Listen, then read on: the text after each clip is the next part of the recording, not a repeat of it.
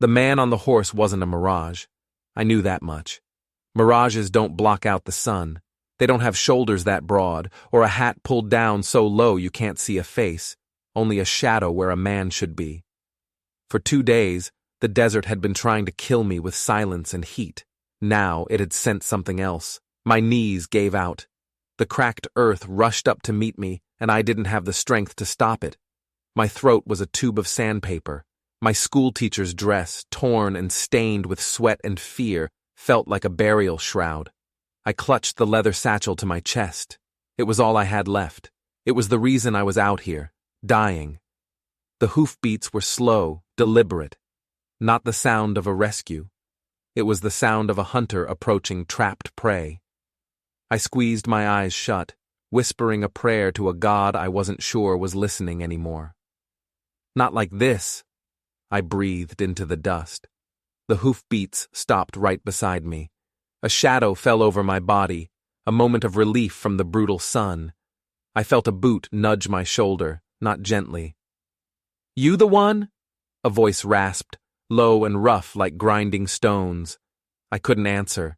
I couldn't even turn my head. I just lay there, waiting for the end. The silence stretched on, thick and heavy. Then the man grunted. I heard the creak of leather as he dismounted. A canteen was pressed to my lips. Water. Cool, life-giving water trickled into my mouth. I coughed, sputtered, and drank like a woman possessed. When I could finally breathe again, I managed to push myself up onto my elbows. I looked up at him. He was older, his face a road map of hard lines and sun squints. But his eyes weren't kind. They were sharp, calculating. They weren't looking at me. They were looking at the satchel clutched in my hands. "The book," he said. It wasn't a question. "Give it to me." My blood ran cold, colder than the water I'd just swallowed. This wasn't a savior. This wasn't a random rancher. He knew. He knew who I was, and he knew what I was carrying. The desert hadn't sent a rescuer. It had sent the very thing I was running from, and I had run right into his arms. He called himself Silas. He didn't offer a last name, and I didn't ask for one. He hoisted me onto the back of his horse like I was a sack of grain, and we rode for what felt like hours, the world a blurry nightmare of rust-colored rock and shimmering heat. I was too weak to fight, too weak to even think. I just held on to the satchel, my knuckles white. The ledger inside felt like it was burning a hole through the leather, through my skin, straight into my soul. We arrived at a small, isolated ranch house hunkered down against a mesa, looking like it had grown right out of the rock. It was a fortress of solitude, a place to disappear, or a place to make someone else disappear. He helped me down, his grip firm on my arm, and led me inside. It was dark and cool, smelling of dust, leather, and something else. Gun oil. He sat me down at a rough-hewn wooden table. "Eat," he ordered, pushing a plate of stale bread and jerky toward me. I ate. My body screamed for it, but my mind was screaming something else. Trap. This is a trap. He stood by the fireplace, watching me, his arms crossed. He hadn't taken the satchel from me, not yet. He was letting me get my strength back. Why? A man who wanted me dead would have left me in the sun. A man who wanted the ledger could have taken it from my unconscious body. This was something different. This was a game, and I didn't know the rules. "You're Abigail," he stated, his voice flat. "The schoolteacher from White Hollow." I stopped chewing. My heart hammered against my ribs. "How do you know that?" A grim smile touched his lips, but it never reached his eyes. "Men like Harlan Pike, they make a lot of noise when they lose something. They sent a man named Boone after you. But they're not the only ones who've been listening." He took a step closer, his shadow falling over the table. "Pike wants that ledger to bury his crimes. I want it to bury him." A sliver of hope, sharp and dangerous, pierced through my fear. Maybe he was an enemy of my enemy. Maybe we wanted the same thing. "Then you'll help me?" I asked, my voice barely a whisper. Take it to the federal judge in Bridgewater? He laughed, a short, harsh sound that echoed in the quiet room. Judge? Girl, you think the law has any reach out here? The law is a piece of paper. That ledger, he nodded toward my satchel, is ammunition, and I plan to be the one who pulls the trigger. And that's when I understood. He wasn't going to help me. He wasn't an ally. He was a predator, just like Pike. He just hunted for a different reason. He didn't want justice. He wanted revenge. I had escaped one monster only to be captured by another. I was a prisoner here, and my only value was the book I carried, the book he thought was my only weapon. He let me keep the satchel. A strange kind of trust, or maybe just arrogance. He gave me a small room with a cot and a single high window looking out onto a landscape of endless rock. I was his guest, his prisoner, his asset. For 2 days, I recovered. I ate his food, drank his water, and felt my strength returning. And with that strength came a cold, hard clarity. Silas wasn't a talker. He'd disappear for hours, checking his fence lines, cleaning his arsenal of rifles, or just sitting on the porch, staring out at the horizon as if expecting war to ride in with the sunset. He was a man coiled tight, a spring of violence waiting to be released. I learned more from his silence than I ever could from words. He was patient. He was waiting for me to trust him, to hand over the ledger willingly. I would not. On the third morning, the dust came. A plume on the horizon, moving fast. Silas saw it from the porch. "Get inside," he barked, grabbing a rifle from its rack by the door, "and stay away from the windows." I didn't obey. I crept to the edge of the curtain and peered out. A single rider was approaching, lean, confident, riding a fine black horse that didn't belong in this wasteland. Even from a distance, I could feel the menace coming off him like heat. He rode right up to the gate, stopping just outside the fence line. He wasn't looking at the house. He was looking at the ground, at the tracks. My tracks. "Silas McGraw!" the rider called out. His voice was smooth, almost pleasant, the kind of voice that coaxes a confession before the knife comes out. Silas stepped onto the porch, his rifle held loosely at his side, but ready. "That's my name. Who's asking?" "Name's Boone Keller," the rider said, tipping his hat. "I'm on retainer for Mr. Harland Pike. I'm looking for a woman, a thief, carried off something that belongs to my employer. Word is, she came through this way." Boone's eyes scanned the property, lingering on the barn, the water trough, the house. "You wouldn't have seen a stray school teacher, would you, Silas?"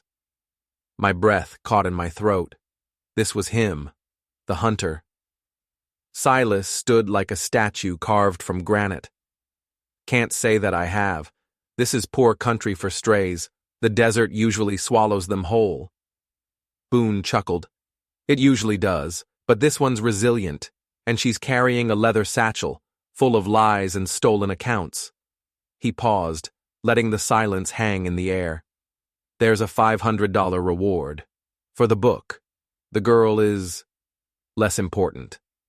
The casual cruelty of it chilled me to the bone. Silas didn't flinch. $500 is a lot of money, but I'm not a man who needs it. You best move on, Boone. There's nothing for you here. Boone's smile widened. He looked directly at the window where I was hiding, as if he could see right through the wall. "I think there is," he said softly. "I'll be back, Silas. And I'll bring friends. Pike wants his property back, one way or another." He turned his horse and rode away, not with urgency, but with the unhurried confidence of a wolf that knows it has cornered its meal. The dust settled. The silence returned, but it was different now. It was heavier, filled with threat. Silas came back inside, his face grim. He looked at me, then at the satchel still slung over my shoulder. "He knows you're here. We don't have much time." "What do we do?" I asked, my voice trembling. "We give him what he wants," Silas said. He held out his hand. "Give me the ledger, Abigail. It's the only card we have to play." I looked at his outstretched hand, then at his hard, unyielding eyes. He wasn't asking for it to protect me. He was asking for it to protect himself, to use it for his own war. Boone wanted the ledger for Pike. Silas wanted it for his revenge. And I was trapped in the middle, a pawn in a game I was destined to lose. I clutched the satchel tighter. No! His eyes narrowed. Don't be a fool, it's me or him. You can't fight them both. I know, I said, my voice gaining a strength I didn't know I possessed. But you're both asking the wrong question. I took a deep breath, the lie forming on my lips, my only possible shield. You're assuming the ledger is in this satchel. Silas stared at me, his stony expression finally cracking. For the first time since I'd met him, I saw a flicker of uncertainty in his eyes. He had assumed, just like Pike, just like Boone, that the timid schoolteacher would be foolish enough to carry her only weapon with her into the desert. He had underestimated me. And in that moment, the balance of power in that small, dusty room shifted ever so slightly. He didn't believe me at first. He thought it was a bluff, a desperate gambit from a cornered animal. "You're lying!" he snarled, taking a step toward me. The predator was back, the moment of uncertainty gone, replaced by simmering rage. I stood my ground, my heart a frantic bird in my chest. "Am I? Search the satchel. Go ahead." I held it out to him. "Tear it apart. You'll find my mother's brooch, my teaching certificate, and a few dried flowers. Nothing more. Do you really think I'm that stupid, Silas, to run into the wasteland with the prize in my hands?" He snatched the satchel from me and threw it on the table. He ripped it open, dumping the contents. Just as I'd said, the cracked brooch, the rolled-up certificate, the sprig of wild sage, no ledger. His head snapped up, his eyes burning with a furious light. "Where is it?" "Safe," I said, my voice steady despite the tremor in my hands. "Hidden, in a place no one would ever think to look." This was the real lie, the dangerous one. The ledger was here, tucked into a false bottom I had sewn into the satchel myself weeks ago. But he didn't need to know that. Right now, my only defense was information he thought I had. He paced the room like a caged wolf, his mind racing. I could see the calculation, the recalibration. My value had just changed. I was no longer just the keeper of the prize. I was the map, and he couldn't kill the map. "You're smarter than you look, teacher," he finally grumbled, stopping in front of me. "I'll give you that." "I had a good teacher," I said, thinking of Mr. Abernathy, the kind old headmaster who had pressed the ledger into my hands. "They won't expect it of you, Abigail," he'd whispered, his eyes filled with a terrifying mix of hope and fear. "You are the perfect ghost." He had been found dead in a fire at the schoolhouse 2 days later. An accident, the sheriff had said. I knew better. "This changes things," Silas said, running a hand over his jaw. "Boone will be back, and he won't be alone. They'll tear this ranch apart looking for that book." "Then we can't be here when he returns," I stated, pushing my advantage. "We need to go, to Bridgewater. I'll give the ledger to the judge and testify. It's the only way." He looked at me, a long, searching look. He was weighing his options, his personal war against Pike versus the messy, unpredictable path of the law.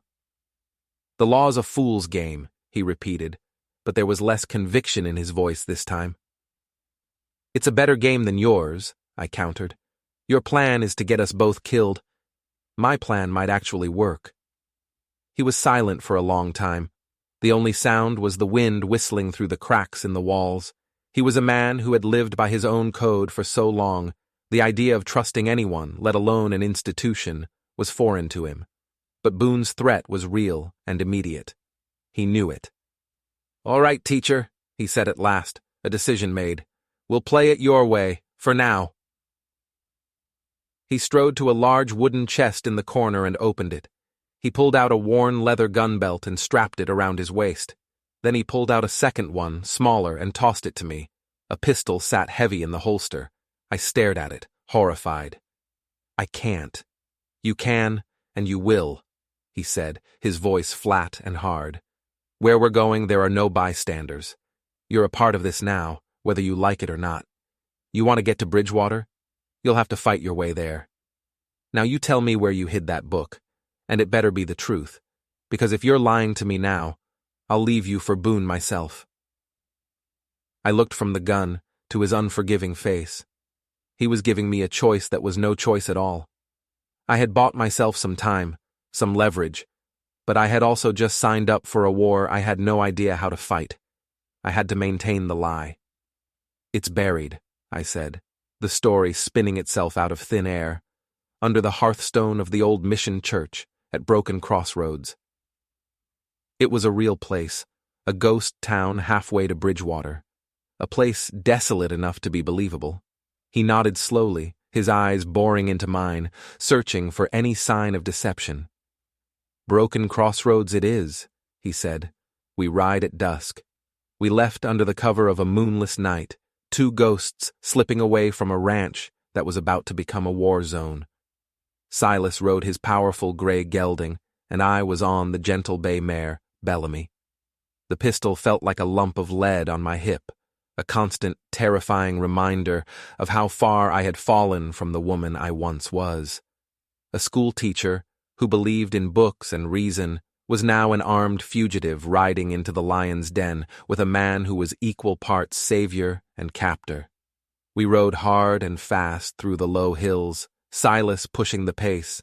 He knew this land like the back of his hand, navigating dry creek beds and shadowy canyons that didn't appear on any map. He was trying to outrun Boone, to put as much distance between us and Pike's Hunter as possible. But the desert has eyes. We camped before dawn in a tight box canyon, the horses hidden among a cluster of boulders. There was no fire, only cold jerky and colder silence. I watched Silas as he checked the perimeter, moving with a predator's grace. He was a man at home in the violence of this land. It made me wonder what had happened to him, what had turned him into this vengeful hermit. "Why do you hate Pike so much?" I asked, my voice soft in the pre-dawn stillness. He froze, his back to me. For a moment I thought he wouldn't answer. When he finally spoke, his voice was hollowed out, scraped clean of all emotion. He took everything from me. My land. My family. He turned to face me, and in the faint gray light I saw a pain in his eyes so profound it was like looking into an open grave. My wife, Eliza. My boy, Daniel. They died in a fire Pike's men set to run us off our ranch.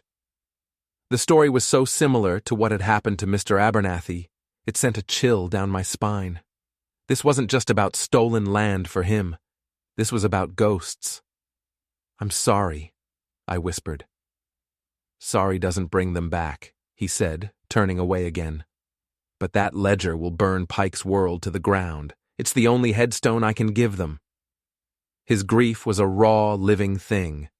It explained everything about him, but it didn't make me trust him. It just made me understand the depths of his obsession. He would sacrifice anything or anyone to get his revenge, including me. We rode on. The sun climbed, and the heat became a physical presence, pressing down on us. By midday, Silas reined in his horse, holding up a hand for silence. He dismounted, crouching low to the ground. I followed his gaze. Hoofprints, 3 riders. They were fresh, and they were following our trail. "Boone," Silas muttered, his jaw tight, and he brought his friends. Panic seized me. They found us. "They were always going to find us," he said calmly, his eyes scanning the ridges above us. "He's good, but I'm better. He's hunting. He expects us to run, so we're not going to." He looked at me, a strange, feral light in his eyes. "We're going to hunt him." He led me into a maze of narrow, winding canyons, a place called the Devil's Jawbone. The rock walls rose hundreds of feet on either side, blocking out the sun. Our hoofbeats echoed eerily. It felt like a tomb. Silas was intentionally leading us into a trap, but I was beginning to realize it wasn't a trap for us. He found the spot he was looking for, a narrow pass, barely wide enough for a single horse, with a high ledge overlooking the trail. "Get up there," he ordered, pointing to a series of handholds in the rock face.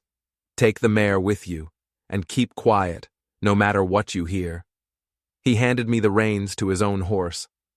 "And if I'm not back by sunrise, ride for Bridgewater. Don't stop for anything." "What are you going to do?" I asked, my heart pounding. "Set a welcome for Mr. Boone," he said, a grim smile on his face. He checked his rifle, then disappeared back down the trail, a phantom in the shadows. I scrambled up the ledge, pulling the reluctant horses after me. I lay flat on the hot rock, peering over the edge. The canyon below was silent and empty. The minutes stretched into an hour. The waiting was a special kind of torture. Then I heard them. The clink of a horseshoe on rock, the low murmur of voices. 3 riders entered the pass below. Boone was in the lead, his black horse picking its way carefully through the rocks. The other 2 were rough-looking men, hired guns with dead eyes. They were scanning the trail, looking for our tracks. They were walking right into it. The first shot came from nowhere. It wasn't Silas's rifle. It was a pistol shot, loud and sharp, echoing through the canyon. One of Boone's men grunted and fell from his saddle. Chaos erupted. Boone and the other man dove for cover, firing blindly into the rocks. Where was Silas? This wasn't his plan. This was something else. This was an ambush. But we were the ones being ambushed. The shots weren't coming from down the trail. They were coming from above, from the other side of the canyon. A rifle barked, and a chip of rock exploded next to my head. I screamed and scrambled backward, pulling the horses with me. They were shooting at me. They knew I was here. This wasn't Boone. This wasn't Pike's men. This was a third party, someone else who wanted the ledger. Suddenly, Silas was there, appearing at the top of the ledge as silently as he had left. He grabbed my arm. "They're not Pikes," he hissed. "They're trying to flush us out, pin us between them and Boone." Below, the gunfight was still raging. Boone and his remaining man were pinned down, fighting an enemy they couldn't see, and we were trapped on the ledge with a second group of attackers firing on us from the opposite rim. We were caught in a crossfire. My lie about the ledger's location hadn't saved us. It had just invited more wolves to the hunt. "Who are they?" I cried, as another bullet whined past. "Doesn't matter," Silas shouted over the gunfire. "They want the book. They must have been watching you for weeks." He pushed me toward the horses. "We have to run, now!" He practically threw me onto Bellamy's back, leaping onto his own horse. He spurred the gelding forward, not back the way we came, but deeper into the maze of the devil's jawbone. The ledge narrowed, the drop beside us a dizzying plunge into shadow.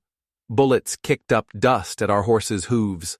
We rode like madmen, the canyon walls a blur of red rock. Behind us, the gunfight between Boone's men and the mysterious attackers faded, replaced by the sound of new hoofbeats. Our attackers were now chasing us. We burst out of the canyon into a wide, open basin littered with strange, hoodoo-like rock formations. It was a field of stone giants, offering 1,000 places to hide and 1,000 places to be ambushed. Silas didn't slow down. He navigated the maze with an instinct I couldn't comprehend, weaving between the pillars of rock. "They'll box us in!" I yelled. "That's the plan!" he yelled back.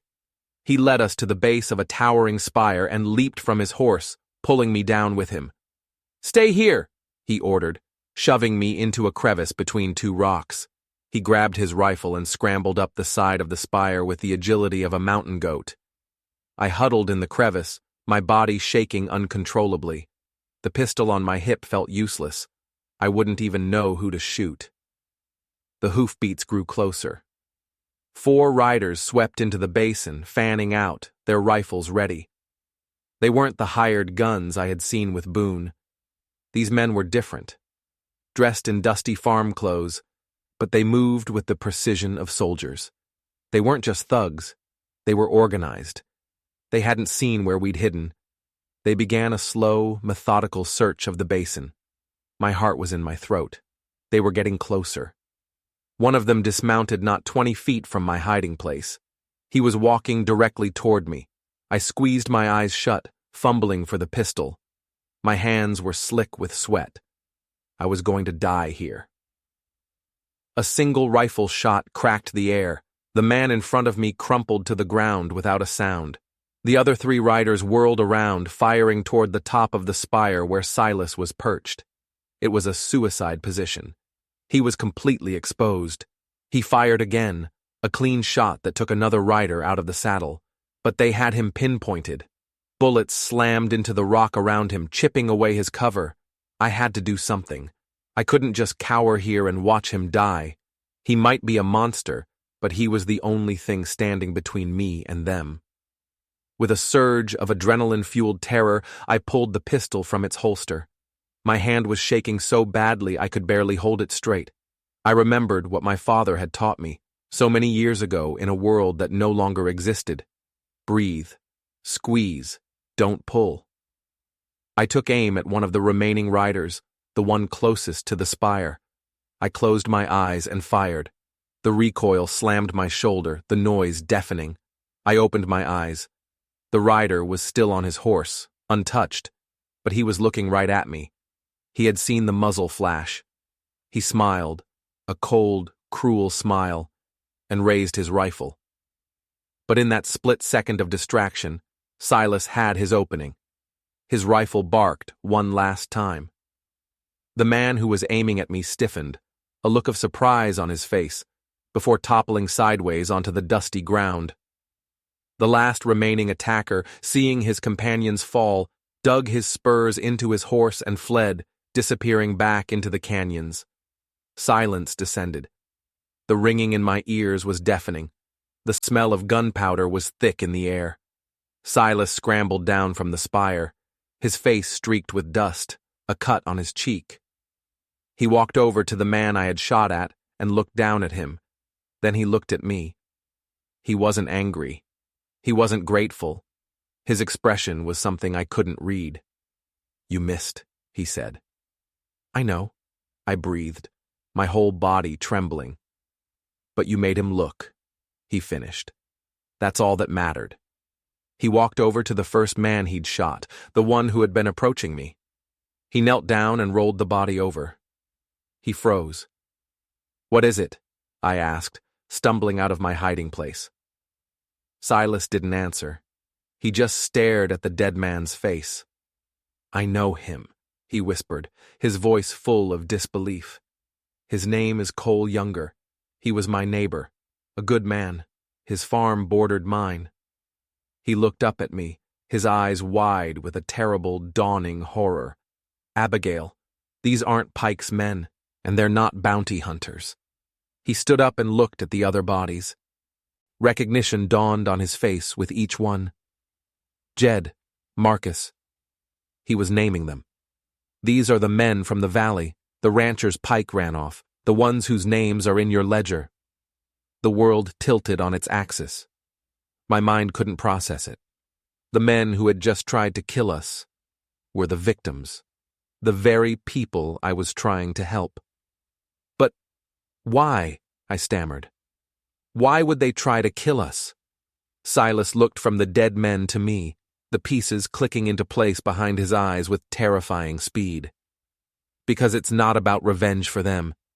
It's about survival." He took a step toward me, his face a mask of grim understanding. "That ledger doesn't just name Pike and his cronies. It names everyone who was paid off, who took a bribe, who sold out their neighbor to save their own skin. It details every dirty little secret in this territory." He pointed to the dead men. "They don't want justice, Abigail. They want that book destroyed. They don't want the world to know they were complicit. They want to bury the truth just as much as Pike does."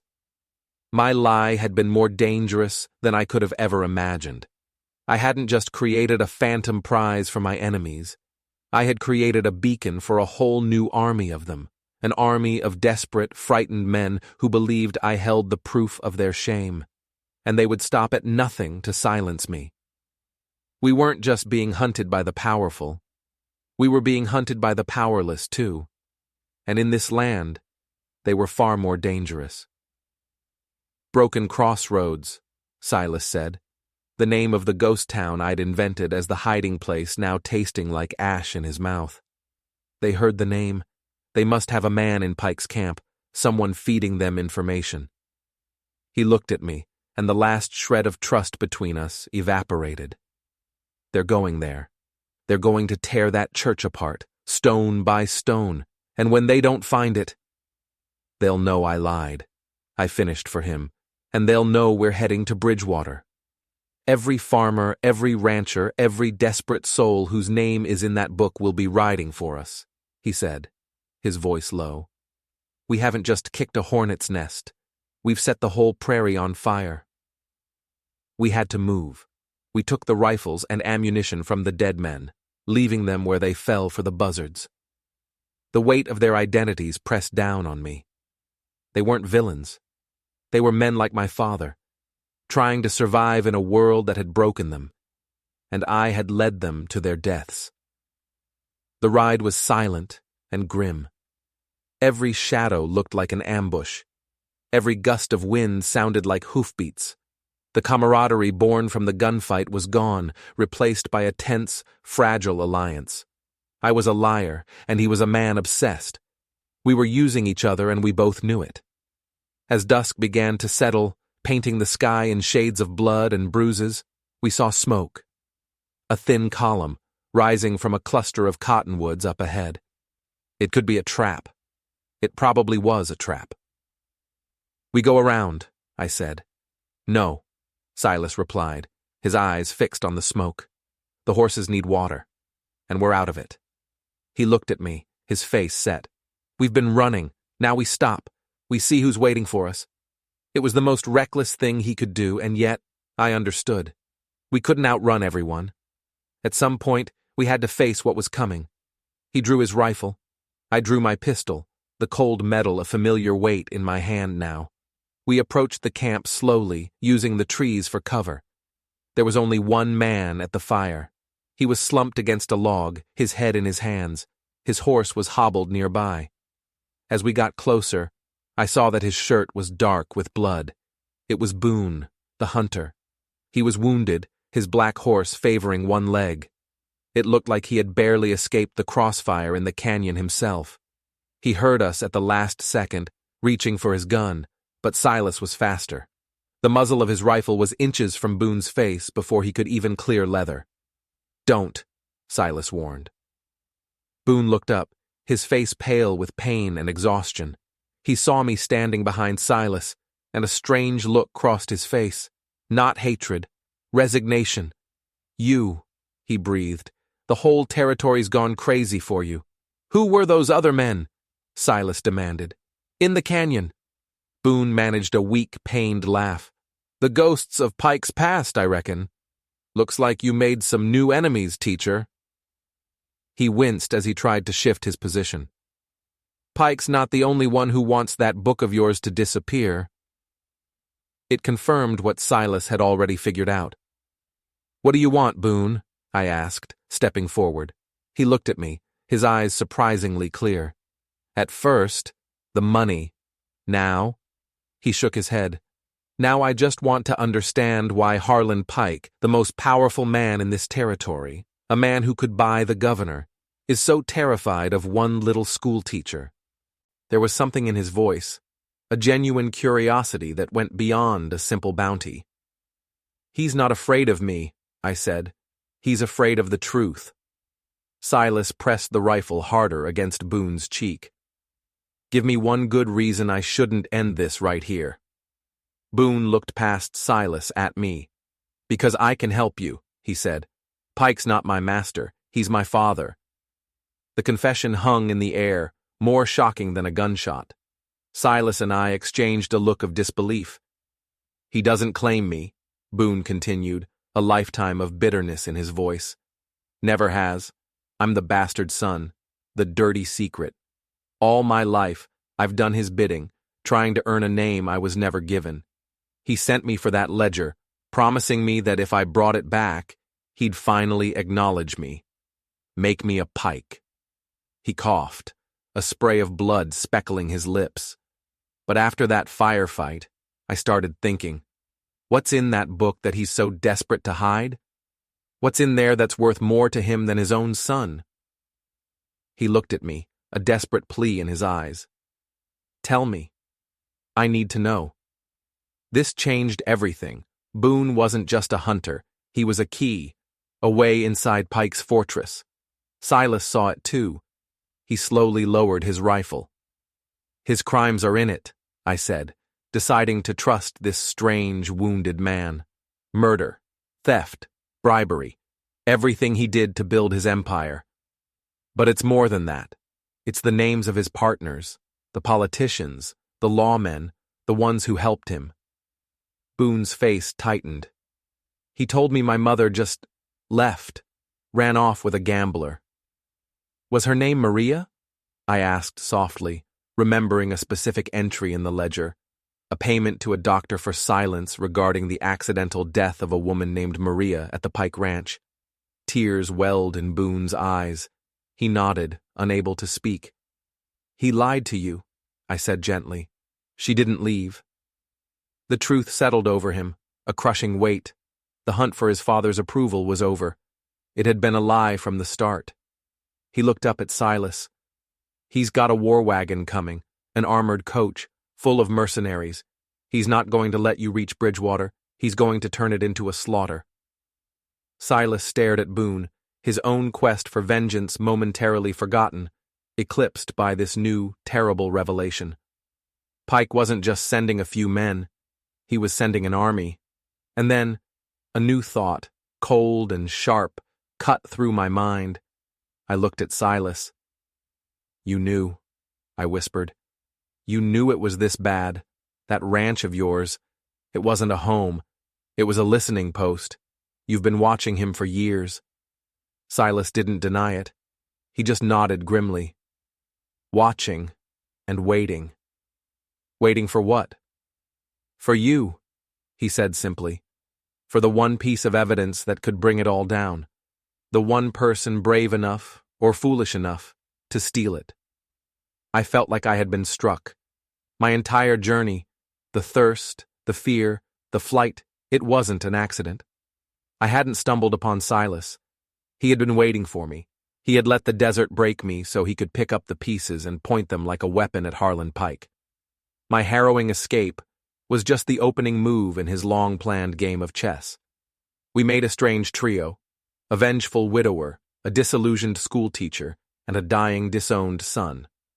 We tended to Boone's wound as best we could, a clean shot through the shoulder. He had lost a lot of blood, but he was tough. Tougher than he had a right to be. As night fell, the alliance between us solidified, born of shared enemies and shattered lies. The war wagon will come through Red Creek Pass, Boone rasped, leaning against his saddle. It's the only way for something that heavy. They'll be there in 2 days. Silas stared into the fire, his face a mask of concentration. We can't fight it head on, not even with your ghosts, he said, glancing at me. But we might be able to stop it. How? I asked. By not being there, he replied, a plan forming in his eyes. Boone, can you ride? I can try, he said, gritting his teeth. Good, Silas said. You're going to ride ahead, not to Bridgewater, to the old mining camp at Silver Creek.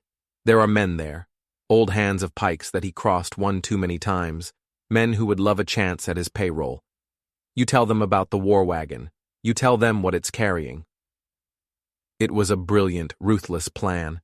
Pit Pike's mercenaries against his disgruntled former employees. Let greed fight greed. Boone nodded slowly. They'll do it. For a price.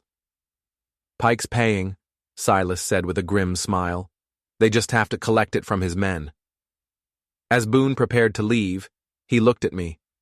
That ledger, is it really at Broken Crossroads? I hesitated.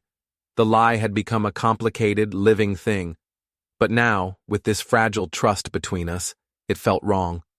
I looked at Silas, then back at Boone. "No," I said quietly. I reached into my satchel, my fingers finding the hidden seam. I pulled out the thin, oilskin-wrapped book. Their eyes widened. Silas stared at it like a man seeing a miracle. Boone just shook his head in disbelief. "All this time," he whispered. "I couldn't risk it," I said. "I couldn't trust anyone." Silas took the ledger from my hands, his touch reverent. He unwrapped it and opened it, his eyes scanning the familiar damning pages. He looked up at me, and for the first time, I saw something other than vengeance or calculation in his eyes. It was respect. "Let's go to Bridgewater," he said, his voice thick with emotion. "Let's go finish this." Boone rode off into the darkness, a ghost on a mission, and Silas and I turned our horses toward Bridgewater, the real ledger now between us. But we weren't just two people anymore. We were the beginning of an army. The bait was set, the traps were laid. But Pike was still the most dangerous piece on the board, and he was still coming for us. The final battle wasn't going to be in some dusty canyon. It was going to be in the heart of the law itself, and we were riding straight into it. The town of Bridgewater rose out of the plains like a promise. It had a courthouse with a proud white steeple, a main street lined with actual storefronts, not just saloons and brothels. It looked civilized. It looked safe. I knew it was neither. As we rode down the main street, people stopped and stared. Whispers followed us like our own shadows. News traveled fast in this land. The story of the renegade schoolteacher and the hermit from the mesas had arrived before we did. Faces peered from behind curtains. Some looked curious, some looked hopeful, most looked afraid. They knew who Harlan Pike was. They knew what happened to people who crossed him. We went straight to the courthouse. The sheriff, a man with a drooping mustache and wary eyes, met us on the steps. "Silas McGraw," he said, his hand resting near his pistol. "I heard you were dead." "The rumors were exaggerated, Tom," Silas replied, his voice even. "We're here to see the judge. We have evidence, and a witness." The sheriff looked at me, then at the oilskin package in Silas's hand. He sighed, a long, weary sound. "This is going to cause a whole hell of a lot of trouble." "It already has," I said. "That's why we're here. To end it." He hesitated for a moment, then nodded and led us inside. The courthouse was cool and quiet, smelling of old paper and polish. It felt like a sacred space, a place where the truth should matter. Judge Whitlow was an old man, his face stern, but his eyes were clear and sharp. He had a reputation for being unbuyable, the last honest man in a crooked territory. He was Silas's old friend, the linchpin of his entire plan. Silas laid the ledger on the judge's massive oak desk. "It's all in there, Henry," he said. "Everything Pike ever did, land grabs, murders, bribes, it's all there." The judge opened the book, his eyes scanning the neat columns of names and numbers. He didn't look shocked. He looked grimly satisfied, as if he had been waiting for this day for a very long time. He looked up at me. "And you, Miss Abigail," I said. And I was there. I saw what he did to the people of White Hollow. I can testify to every name, every date in that book. "Your testimony, corroborated by this ledger," Judge Whitlow said, tapping the book, "is enough to issue a warrant for Harlan Pike's arrest, and every man named in here." He looked at the sheriff. "Tom, you're going to be a very busy man." The sheriff paled. "Judge, you want me to ride up to the Pike Ranch and arrest him?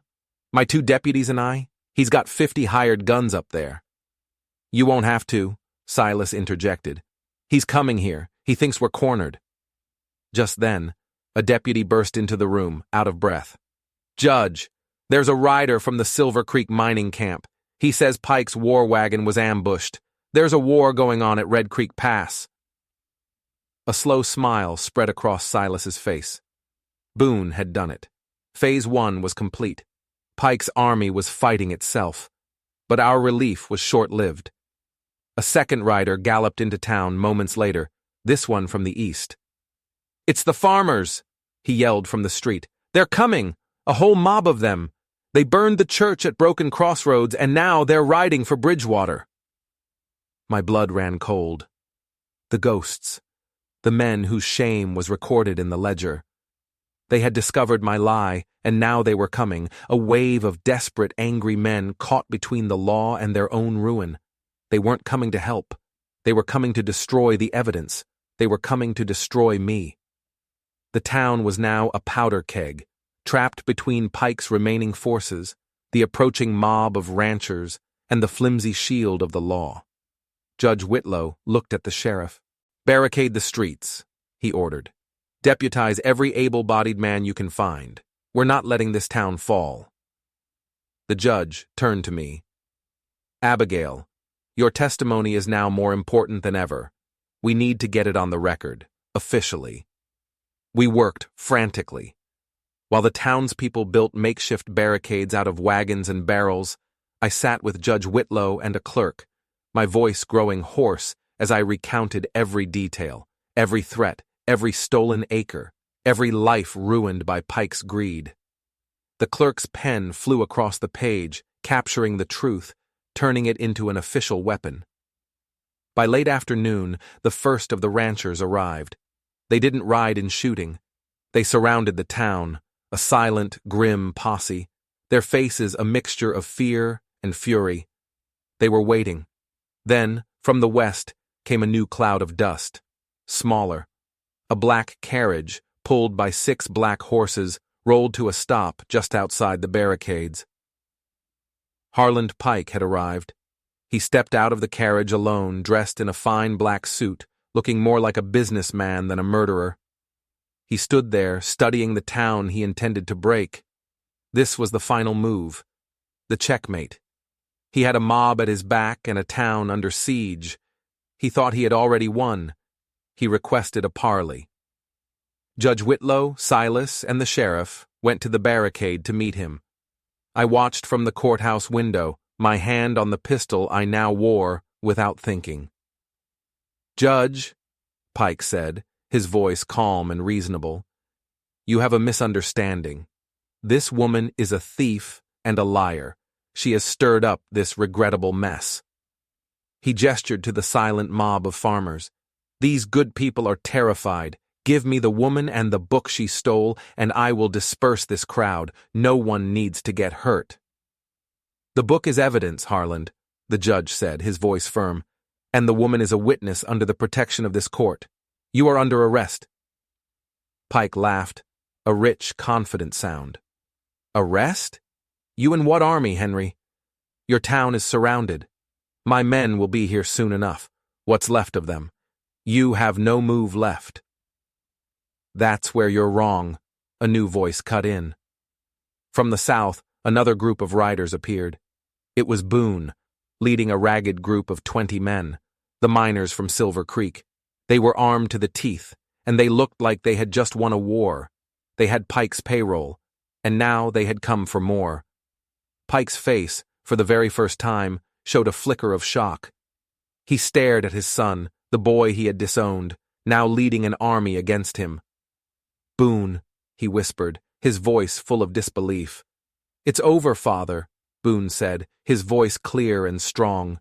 He was no longer a desperate boy seeking approval. He was a man who had chosen his own side. Pike's composure finally shattered, his face contorted in a mask of pure rage. "You ungrateful whelp!" he screamed. "You're all dead! All of you!" He pulled a pistol from his coat. But Silas was ready. He had been waiting his whole life for this moment. His rifle was already at his shoulder. He didn't fire at Pike. He fired into the air. It was a signal, and the town answered. From behind the barricades, from the rooftops, from the windows, dozens of rifles appeared. The townsfolk, the shopkeepers, the blacksmiths, the bakers, the quiet people who had been pushed too far. They weren't a mob. They were a community, and they were ready to fight for their home. Then, the most extraordinary thing happened. One of the ranchers in the mob lowered his rifle, then another. They had seen Pike's true colors. They had seen the town standing against him. They had seen Boone, Pike's own son, defy him. They had a choice, to side with the monster who had used them, or to side with the law, with a chance at redemption. "This court recognizes your fear," Judge Whitlow's voice boomed across the silence.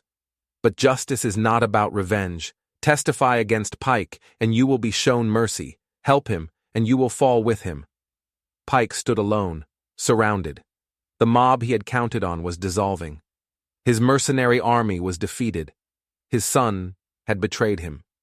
His enemy, Silas, stood ready, and the town he had terrorized for years was now pointing 100 guns at his heart. He looked around, his empire crumbling in a single afternoon. He looked at me in the window of the courthouse. The little schoolteacher, the ghost who had brought him down.